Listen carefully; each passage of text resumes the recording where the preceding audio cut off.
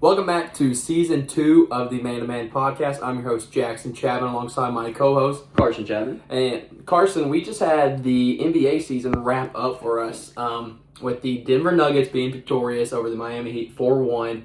As a Nuggets fan, quotation marks. Why are we quotation marks? Because you're not a tenured fan yet. You got to be a fan for at least 5 years before you get the official Is that title. so? That's a thing. That is a genuine thing. Where's this coming from? Is this my brain? Jackson Chapman. This is my brain. You got to be a fan for at least 5 years in order to call yourself. Can I get some championship memorabilia? Or yeah, sure. Am I allowed to do that? But I don't think you're allowed to say we or our or pronouns like that until it's been 5 years. Okay, well, you heard it here, folks. Jackson makes the rules on everything fandom-wise, and he thinks that you're only allowed to like teams if they suck, right? Pretty much. No, I'm just kidding. But, congratulations on the Nuggets. What did you see in that closeout game, and what is the future looking like for the Denver Nuggets? Well, Jack, that closeout game was just a grind. That was the worst shooting performance I had seen from the Nuggets all year. I think we were 1 for 15 or 1 for 16 from 3 in the first half. Really didn't shoot all that much better in the second half, but made some timely threes. I know Jamal Murray hit some threes in the fourth, and KCP hit a big one late as well. But Jackson, it came down to an effort play from no one other than Bruce Brown. Bruce Brown, baby. Bruce Brown with the offensive rebound, puts it back up, and then steals the ball. Or KCP actually stole the ball from Jimmy Butler when Jimmy Butler drove in. Jimmy Butler hadn't done anything the whole game. And then for about 2 minutes there in the fourth, it looked like he was turning into Milwaukee Bucks version of Jimmy Butler. Because truly, after that Knicks series, Jimmy was kind of bad. Like, he had that one game in the Celtics series where he was good. He was bad for the rest of the 6 games, and then he really was non-existent in the finals. And you could really see that the Heat really needed Tyler Hero in that series just for some scoring. When Jimmy's not going, Bam actually, I thought, played relatively well. Bam was their best player in the series. Bam was really good. You get no production from Caleb Martin after Caleb Martin produced so much in the Eastern Conference Finals. So a series like that is when you desperately needed a Tyler Hero, and when you might have desperately needed a Bradley Beal, which is going to segue into the big trade that happened yesterday. We're 2 minutes in, and you're cutting me off on my Nuggets talk? If you want I was talking a little bit about that game, but then I want to talk about the future. I forgot to. The Jokic line after the game. The job is done. I'm ready to go home. I really think he's not faking this, right? No. This is just who he is. I think he's genuine about this. I do too. I think there are guys that try to downplay their own success and always defer to teammates. I genuinely think he doesn't want anything to do with the spotlight. You saw him leave his MVP trophy up on the stage, picks up his daughter, takes it. There was a joke that it was lost. He finds out that the parade was going to happen 2 or 3 days later, and he's just like, no, I need to go home. He's go see my horses. He's just so ready to go home, and I can appreciate that as a fan. He put his heart and effort into this thing, and it was unbelievable season.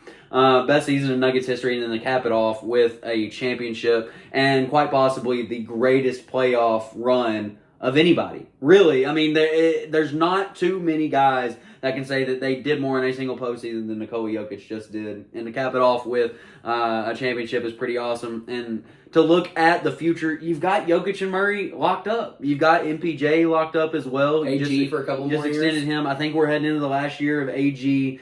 Gonna have to find a way to pay Bruce Brown. If he's got a player option, but it's only for $6 million. And after this postseason, he's going to opt out way more than that $6 million. And so, I wouldn't be shocked if he goes to one of these lower level teams and just balls out. But I think if they want to be successful again next year, you have to re-sign Bruce Brown. Yeah, and if he doesn't come back, then obviously Christian Brown kind of slots into that role. But you cannot replace a guy like Bruce Brown. I think he was absolutely crucial to everything that they were able to accomplish in the postseason. And Michael Malone on 1 too many or 3 too many drinks at the parade guaranteed that Brucey B would be back. Right. So in Mike Malone, we trust. Yeah, that parade was something. Denver Sports City is one of the top sports cities. I would say. They care about their teams, and so I want to see what they do if the Rockies ever figure something out and get a title. So Congratulations again to the Nuggets and to Carson. I appreciate it, Jay. I know it's that. a big move on your part to give me my flowers. I know it's tough, but as a champion once again. Right, he's accustomed to winning as with his teams that he's fans of. So, but trying to segue back into the Brad Beal, the Phoenix Suns acquire Bradley Beal for Chris Paul, Landry Shamet, and some draft capital. How are we feeling if we are the Phoenix Suns? First reaction, and we were together when the news broke yesterday, Jackson, on Father's Day, and my first reaction was, who are they going to guard? Like, what are the Suns doing? Right. I did not think it made sense for them. I thought, it was Cam Kelly put it out there when I texted him about it. He goes, they just went to the store and they bought the flashiest thing. They didn't necessarily go to Walmart and get what they need. The most practical thing. They didn't get their essentials like toilet paper and toothpaste. They went and bought the $100 item that, you don't know what you're actually going to get there. So, yes, anytime you bring in a star like Brad Beal, it's going to be beneficial to your team. But I just don't know about the fit for the Suns. I don't know who they're going to guard, like you said, Jackson, and who is going to fill out the rest of that roster when you've got three supermax guys. Along with Ayton making a good amount of money. Yeah, like you would think that they have to get rid of Ayton, right? That's what we were talking about yesterday. I think you got to get rid of Ayton because Jock Landale honestly was serviceable in the playoffs, and you don't really need that great of a big. You need a big who can maybe catch and shoot some threes and be a good post defender. But honestly, you need a playmaking point guard, truly. And you got rid of that in Chris Paul to the Wizards. I think you had to. I mean, the Wizards are in full reset, by the way. Like, they're going to win maybe 15 games. I think this team is going to have to win games 161, 158 in order for them to be competent and just be able to, stay afloat in the West with how good the West is. But, man, the rest of their roster is it's head-scratching. Like, you didn't need that. Bradley Beal and Devin Booker, I know they're different players in terms of, like, talent-wise, but they're essentially the same player. They do a lot of the same stuff. Booker is definitely better. Yes, that's what I was saying. Booker, talent-wise, is, I think, head and shoulders above Brad Beal. But they essentially do the same thing, and KD kind of does the same thing too. They're all three mid-range specialists, like we talked about yesterday. Yeah, where's the shooter? Where's the shooter? You got rid of Landry Shamet. Yeah. And so you got rid of Mikal Bridges and Cam Johnson in the KD deal. This, to me, Jackson, feels like Matt Ishbia, a new owner of the Suns, just coming in and saying, I'm going to zag while everybody else is zigging. I'm going to come in and start to build my own super team. I'm going to have 3 all-star caliber players who are all making in the range of $45 to $50 million a year, and we're just going to figure everything else out around those 3 guys. I don't necessarily think that's the best way to construct a roster in 2023. Do you? No, I think, your mid-level exceptions, they're going to have to be some guys who are going to have to take pay cuts if they want to play for the Suns. Your free agency, for the next couple of years, your free agency is going to be basically non-existent. Your draft capital is basically all gone. You got nothing. You've got nothing. So you have to win a championship in order for this to be somewhat successful. Nothing else, nothing less, honestly. If you're the Phoenix Suns, it's win now. You don't care. Because how long does Booker have? How long does Durant have left? Maybe 3 or 4 good years left? Yeah, with how injury prone he's coming off some major injuries. Right, with how injury prone he is, and he's 34, He was 35? the 07 draft. So we're talking he's 35. up there. He's up there. So he's probably got 3 to 4 good years left. Booker still is relatively young. Brad Beal's still 29, so he's got some years ahead of him. But honestly, I just don't know how they're like. Okay, say they play the Nuggets again in the playoffs. Who the heck is going to guard anybody on that team? Who the heck is going to come in off the Suns bench and be able to guard a Christian Brown, a Bruce Brown, a KCP? Like, these role players that are so exceptional on the Nuggets, they're non-existent on the Suns. And so it's just something that it's going to be a sight to see. It's going to be so much fun watching the Suns play basketball. But logistically, I don't see it working. I'm so glad you brought it up, Jack. It doesn't fix their Nuggets problem, does it? Right. They didn't bring in a Jokic stopper, and we kind of joked about it yesterday. There really is no Jokic stopper, but I think you had to have somebody that could come in and try to disrupt everything that he's doing. If that's where you're trying to go, if you're the Phoenix Suns and you are saying championship window is now with Booker and Durant, and we've got to find that next piece.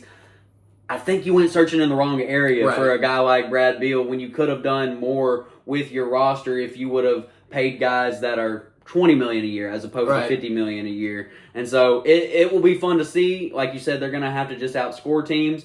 I think the Nuggets are fine winning either way. Like they were winning games in the NBA Finals in the 90s. Right. In the Sun series, they were winning 126, 122. So like I think the Nuggets can definitely right now with this Suns move, not knowing what their other pieces are going to be. Are you? I'm still picking Denver. Still picking Denver, right? I mean, because like are the Suns even the number 2 team in the West? You think matchup wise, AG's got Kevin Durant. I think KCP is going to take on Booker, and I think you can maybe throw Bruce Brown on Brad Beal, and Jamal Murray just has to guard their worst player, truly, and obviously Jokic just got to guard Ayton, but I mean. Defensively, you've got great matches for all those, and if you need Christian Brown to come in there and guard somebody for, like 7 to 8 minutes, he's perfectly viable. He will give his all on a guy like Booker. You're never going to stop a guy like Devin Right. Booker. We saw that in that Nuggets Sun series, but I think just the wear and tear of having Durant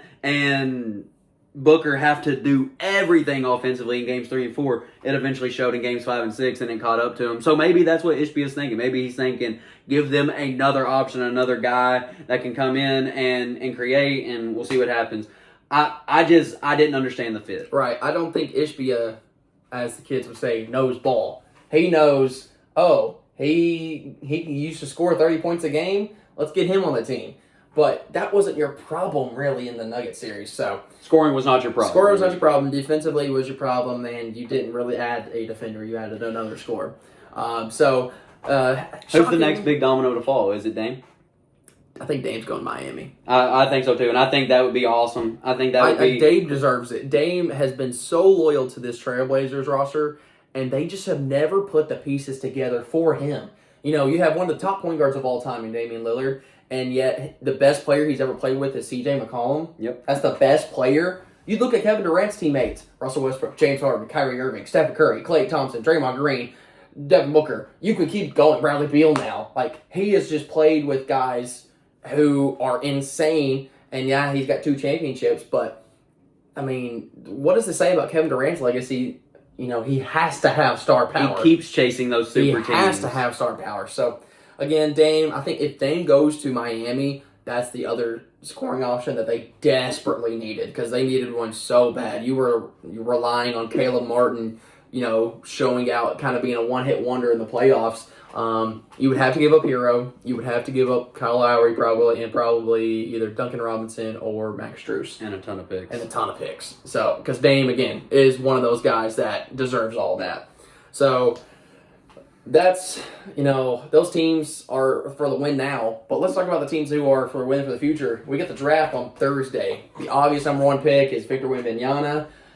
Are the Charlotte Hornets stupid enough to pass on Scoot Henderson? Because there's talks about them going Brandon Miller because they've already got LaMelo Ball. Are they stupid enough to pass up on Scoot Henderson? No, I think that's a great question, Jack. First of all, you have to ask, can those two play together? Right. And I think that's something you have to consider. But I always think, right here at the beginning of the draft, don't worry about fit. Don't worry. Get the best player. Don't worry about how they're going to fit into what you do. Find your guys. Come in and have Scoot work out for you. Have Brandon Miller work out for you. Pick the guy that you think can actually be the star on a championship team. That's what you should be drafting in the top 3 picks in the draft. And you think it's Scoot? I'm gonna go against the grain a little bit. I think Brandon Miller's game translates a little bit better than Scoot's. I worry about Scoot's shooting ability. Right. And, Scoot, I saw, has been working with Steph Curry, so that's going to help. Yeah, and that's where I saw it. I was just like, I know these shots are going in, but I don't necessarily understand if that is like transferable to high-level NBA basketball, just his shot form and just the way he was coming on. I see Scoot as De'Aaron Fox. That's my player comp for him. I think he somehow is even faster, stronger, and more athletic than De'Aaron Fox. And De'Aaron Fox is, again, one of the strongest, the fastest, and most explosive point guards in the NBA. And, there's been talks like if Victor Wembanyama was not in this draft, Scoot Henderson would be the consensus number 1 overall pick. And it would not even be close. Built like a linebacker. Right. I mean, he's 6'3", 6'4", and jacked to. Oh my gosh, he's so big. I don't know. These teams. I think the 1, 2, 3 are locked. You got Vic, Scoot, and Brandon Miller. After that, I have no clue. Anything could happen. Anything can happen. Sam Presti might pull the plug and say, "I want the 4th pick. Give me Jarice Walker." Or these other teams might make a splash. The Blazers might put Dame in one of these scenarios. Like the Wizards might get rid of their pick and with Porzingis. There's just so much that could go on 4 through 10 that I have no idea what's going to happen. So, the first 1 through 3, I'm not that interested in. I already know what's going to happen. 4 through 10, I'm so excited to see. And I think, Jackson, we would all agree that there's a major drop-off from those top 3. It's not just that we don't know what's going to happen. It's that it's top heavy. Yeah, these guys we have mixed reviews on. We don't know what a guy like the Thompson twins can do. We don't really know what we're getting in Jarice Walker. The Taylor Hendricks, the Grady Dicks, the Cam Whitmores. These guys are good prospects, but, their floor and their ceiling are just too different. Their ceilings could be all NBA level, or their floors could be, role player or bench player that averages 5 points for his career. With your top 3, you're going to get a good version of these guys. It might be the exceptional version that we're hoping for, but you're going to get from Scoot, Wemby, and Brandon Miller, you're going to get a good NBA player. I wanted to ask you what you thought about Cason Wallace, the biggest star coming out of Kentucky this year, probably sitting anywhere in that 10 to 15 range. What do you think of his NBA future? I think he's going to be a better Pat Beverly. And that's not a knock. That's not a knock. Pat Bev has been in the league for a while. Pat Bev was really good for those Rockets teams when James Harden was MVP for him. Pat Beverly is not a knock. Again, like I said, Cason Wallace is one I think is the best defensive guard in this draft. Was one of the best defensive guards in Kentucky. What do you have that Michigan State game, like 7 or 8 steals, something like that. So he's got the length, he's got the quickness, he's got the toughness. Offensively, he does a little more than Pat Beverly. The shot can improve. He had a stretch last year where he was shooting 40% from 3, and then he went on this dreadful shooting stretch. So he's got to get more consistent with the shot. His playmaking is here or there. He's not one of those. He's turnover guy. He's a turnover guy. But if you just need a guy that, like, I would love the Thunder to get Cason Wallace, a defensive anchor off our bench to pick up a guy full court, create some turnovers. Create other opportunities for his teammates based on what he's doing defensively. I would love that kind of pick at the number 12. But I know Sam Presti, we ain't picking the number 12. We are moving that pick to either go up or go back and getting a pick along that. And I don't really know what Sam Presti is going to do, but it's going to be fun to watch. Okay, so we talked about this a little bit yesterday. What do you want him to do? If you are in Sam Presti's shoes, which maybe one day you will be. I want to be. Maybe one day you will be. Right. And, we have a lot of history, Jackson, with managing fantasy teams. Right. I'm pretty sure that translates to the real deal. Sure so, if you turn in your resume that you've won so many fantasy championships, maybe they give you a shot. Right. If you are in Sam Presti's shoes on Thursday night, what are you doing? I'm either moving up, using a bunch of my draft capital, because we have so much stored up that we're not going to be able to use all these first-round picks. We got to trade them for a star eventually. Is there a guy you're looking at? Is there a guy you want to move up to get? I like Jarice Walker a lot. He's that guy that can kind of play with Jalen Williams, J-Dub, sorry, not J-Will from Arkansas. He's that 4-man that can slide J-Dub to the 3, or, here's what I talked about yesterday, trading Lou Dort for OG Anunoby. Lou Dort and OG Anunoby are very similar, but OG Anunoby does what Lou Dort does, just even better. Mm-hmm. You talked about yesterday needing a veteran presence. I agree with you that we need somewhat of a veteran presence. I just don't want that veteran presence to take away from Shea and Josh Giddey's game or Chet Holmgren's game. I want somebody that, is going to play their role and not complain about it. So, like, you talked about Chris Middleton going to the OKC, which he is, for some reason, like, the favored to go to OKC. He has won a championship. I just think he would take away from how good Shea and Giddey are. When has he ever been in the media for trying to take away from Giannis' shine? I feel like he's the great compliment piece that you need. He comes in with the idea, hey, I've done this before. I can be the adult in the room. I can help bring these young guys along, knowing that Chris Middleton is not going to be the guy. we are building everything around Giddey. We want them to get downhill. We want Shea to continue to be this All-NBA type player. And Chris Middleton, you're coming in to defend your butt off and to be that option to knock down shots when we draw the defenders. And so I think it's a good fit. So, to your point, he's played with Giannis, but he hasn't played with dominant scoring guards. Drew Holiday is a good two-way guy, but he's not a dominant scoring guy. He's played with, his other guard that he plays with, Grayson Allen. He, going to OKC, would take away from dominant guard play in Giddey and Shea because of the spacing issue. They need room to create for others. They need room to create for themselves. And if Middleton's kind of in there, kind of packing up the lanes and jamming up that stuff, it's something I don't see as a fit. I really do think that OG Anunoby would be so good for our team. If Sam Presti is listening, I know you're not listening, Sam Presti. Please try to get OG Anunoby somehow. Last thing that I would add is Chris Middleton, perennial 50-40-90 guy. He is a 50-40-90 guy. I don't think he's the type of guy that's going to come in and demand 20 shots a game. So I think his efficiency could be just exactly what you need. He can score at a high clip. He's not going to have plays drawn up for him necessarily. I think he's a good compliment. But we can defensive guy. Like, we need the guy who's a two-way. Like, Middleton's decent defensively, but OG and Lou Dort are the defensive anchors on that team. So we would need somebody to, because Shea and Giddey, they're not defensive guys. They're just not. Do you need anything on the perimeter when you got Chet Holmgren inside? I mean, because you did call Chet Holmgren, quote, the Jokic This was stopper. a joke. I jokingly said that he is the Jokic stopper. Chet Holmgren has never set foot on the NBA court before in his life. I jokingly said that. But, I could talk about OKC all day, and my OKC people who are listening, I'm sure you guys could too. But I'm excited for this next year for OKC, and I'm excited for this next year for the NBA. I want to watch teams like the Kings again. I want to watch the Celtics come back. I want to see what the Sixers are going to do. If they lose James Harden, does that mean Tyrese Maxey's the number 2 option, like officially? He's ready for it. I think he's ready for it, but then you probably got to move Tobias Harris, and there's just so many moves that can be made to make these. The NBA is such a chess piece game. You can either make two moves forward or 2 moves back, and so that's why I love the NBA, man. It's so much fun. But to step away from sports for a little bit, Jack, right. you want to transition us into the next segment tonight? We're going back to starting 5. It's been a while since we've done starting 5, and it's summer. It's June something. I don't know. June 19th. June 19th. That's correct. And we just got back a couple weeks ago from a lovely vacation in Tampa Bay and Miami. So we're doing a starting 5 of top vacation destinations.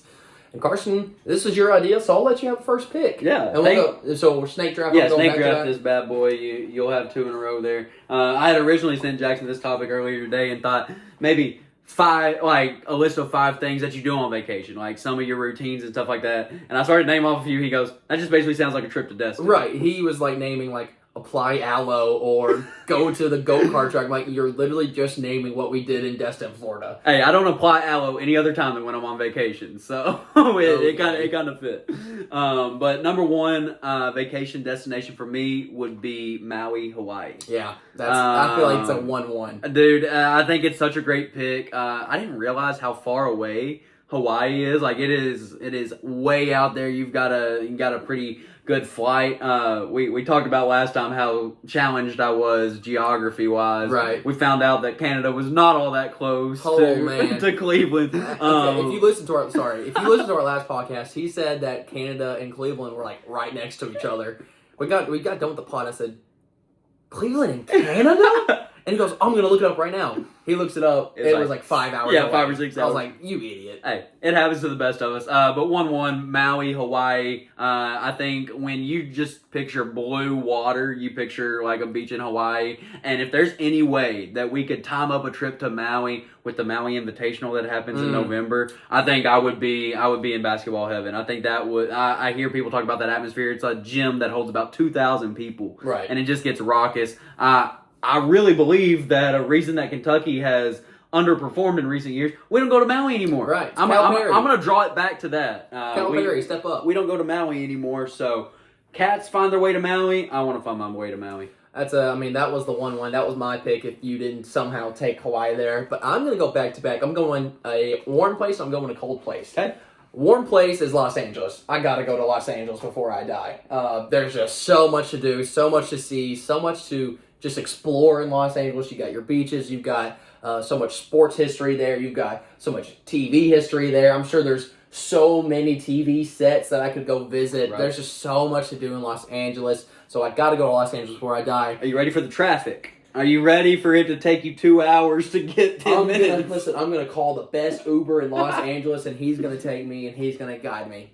So Los Angeles is my first pick, and then second pick, kind of a colder place, but a place that I gotta go before I die is New York. I gotta go to New York, visit all the history that's there, visit the ballparks. Gotta visit. There's just so much to do again in New York. There's countless things. I gotta go on a subway at one point, and That'd be so cool. Oh my gosh, I want to visit the How I Met Your Mother set because How I Met Your Mother is my favorite TV show of all time. I gotta somehow do that. There's so many actors in New York that I could probably meet. There's just so much to do in New York. So you know who you need contact for a New York trip? Jeremy Darnell. I know you. Number one fan of the pod. We gotta get him on here somehow. Seriously. Somehow. I will figure it out to where we can. What if we went to New York and filmed from Jeremy's place? Jeremy, I know you're listening. If you are still listening at the 26 minute mark, well, you want to film a podcast in New York. So my first and second picks are going to be Los Angeles and New York. All right, so I'm going to come back around for my second and third picks. Number 2 for me, going off the rails here a little bit, place I never really thought about until I took a preaching class last semester, and we talked about visiting Vatican City, Rome. Okay. So you've got St. Peter's Basilica, you've got a large Catholic base there in Rome. The city, like, just do yourself a favor, look up a picture of Vatican City. It's unbelievable. Right. The murals, just everything looks fake, honestly, right. because it's so pretty, everything there. So I'd love to do it, and to be honest with you, I'd love to say just one time, when in Rome. Right. You finally get to say that if you go there. So I would like to do that.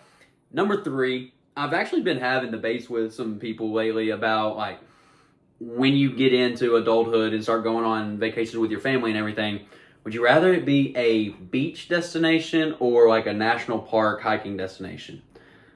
I've seen like 2 or 3 people in the last little bit go visit the Grand Canyon, and I think I need to see it. That was my pick. I was going Grand Canyon. I'm sorry, I've stolen a couple from you here. Good. I want to see the Grand Canyon. Yeah. I'd want to stay long enough to, go rim to rim. I don't know if I'd want to tent camp in the Grand Canyon. That would be something else. I know those elevations and those peaks, the temperature changes like crazy. But I just can't believe how massive that thing is, just how much you can see. When I ask people, like, how long does it take to see everything? They're like, you could stay a week or 2 and still not see everything. So I need to get out west. I need to go to the Grand Canyon. So I got back to back again? Yep. All right. So my number 3 would be, I gotta go to Paris, France. I gotta go to France. That's on my list. There's just so much to do in these gigantic cities, but I gotta go overseas. I've never went out of the country. I gotta go out of the country before I die. This is all the stuff that I would say is on my Yes. list before I die.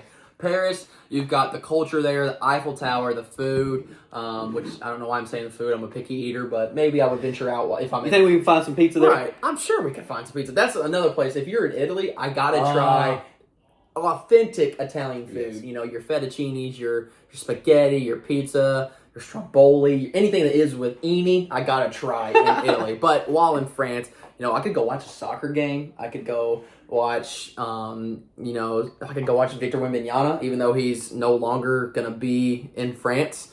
And maybe playing for the French national team. Right, the French national team. And so, there's just so much to do in Paris, France. And I think my 4th pick is going to be Denver, Colorado, and just seeing that beautiful landscape, climb the Rockies, enjoy the high altitude, even though I don't know how much enjoying I would be doing. As long as you're not running and playing basketball, you should be fine, right? Absolutely, but there's this, I like a good hike sometimes. I like the scenery, I like the nature, so I gotta go to Denver, visit the Rockies, climb a mountain before I die. So that's my 4th pick. Okay. Number 4 for me is going to be the Great Barrier Reef in Australia. You ever heard of it? I have, yeah. Okay, so I'm looking up stuff today after we came up with this topic. It literally looked like a scene from Nemo. Really? Like, it looked like I would go swimming with Crush, the oldest sea turtle in the world. Sydney? Is it near Sydney, Australia? Yeah, I think so. So I think I would love to see that. Just, I don't know if they let you get in that water or whatever, but just seeing that, it looked like I was literally in Finding Nemo. So that one stuck out to me right from the get-go. And then to finish it up, Jack, number 5 on my list is going to be Dubai. Yes, Dubai. Listening to in my former life, I don't listen to a lot of rap nowadays, Jack. But back in high school, I felt like just about every rapper was saying, "I gotta go to Dubai." Make a reference to Dubai. I think you drive fast cars in Dubai. Right. The tallest skyscrapers in Dubai. Just looks like the coolest place in the world to visit. So Right. I'd like to see what's going on in Dubai. So my last pick, I kind of want to do 2. So I'm gonna go half. Yeah, and we can half go. here. We can go honorable mention. I'm gonna go half and half here. So my 5th/6th pick, number 5 is gonna be Cancun. I hear all the NBA players, like, the joke is, see you in Cancun because you're out of the playoffs, or see you because you were so terrible. Cancun on 3. Right. 1, 2, 3. Cancun. Team Cancun. So I got to go to Cancun and see what all the fuss is about. And then number 6 would be, I gotta see the Great Pyramid in Egypt. Ooh, That would be so cool. Just like, because I know it's gigantic, but like, I want to see it in person, see how massive it actually is, and just the history behind it. You know, how many years it took to build, how many people it took, and like just how gigantic it is. I want to ride a camel while I'm doing it. So yeah, that's my on a scale of 1 to 10, how scared would you be to walk into one of those places where they store all the mummies? You know, I've watched, Indiana Jones and, these movies that, portray mummies. I think I could do it. You think so? I think I'd be all right. I mean, they're dead. What are they going to do to me? I don't know, man. That just something about it scares me. So you don't have a 6th pick? I mean, what did I have on here? Glacier National Park. Right. Glacier National Park. What else did I have on my list? Gotta come prepared with some extras in case it... Bora Bora. Bora Bora. Bora Bora was the last one. Just, that I feel like that's pretty common destination as well. Turks and Caicos. Right. All those, Caribbean islands are awesome and have all the excursions and different things. But I think we came up with a pretty good list, Pretty Jack. solid list. So we got some traveling to do. We need to make it happen. We got to make some money to make it happen. Hey, I want to give a quick shout out to Jennifer Stubblefield. Both of us had her as a teacher back in our day at Callaway County. Nowadays, she's a travel agent. And she posted a picture last week, and I thought was really cool. She saw some elderly people in line at the airport. And she took a picture and said, this is why I tell everybody, don't wait to travel. Go when you can enjoy it and everything. So, if you can... by all means, by any means, use your vacation time, use some of your resources to make it happen. When you're, able to get out and go do things, when you can hike, when you can tent camp and do everything, do it. Don't wait until you're retired. Right. Go do it. Live life. That's right. You only live once. That's right. Big yellow guy. So thank you guys again for listening. This will be... you get to live for eternity. Well, yeah, we get to go to heaven. That's right. That's pretty cool. This will be on Apple Podcasts. I'm finally going to get it back on Apple Podcasts. We'll stay on YouTube. Jackson Chapman on YouTube. Man2Man podcast on Apple Podcasts. We'll post it on our social medias. And thank you guys again. Next week we'll kind of review probably the NBA draft, and we'll probably think some other topics to go over. But yeah, thank you guys for listening, and we'll see you next week. Love you guys.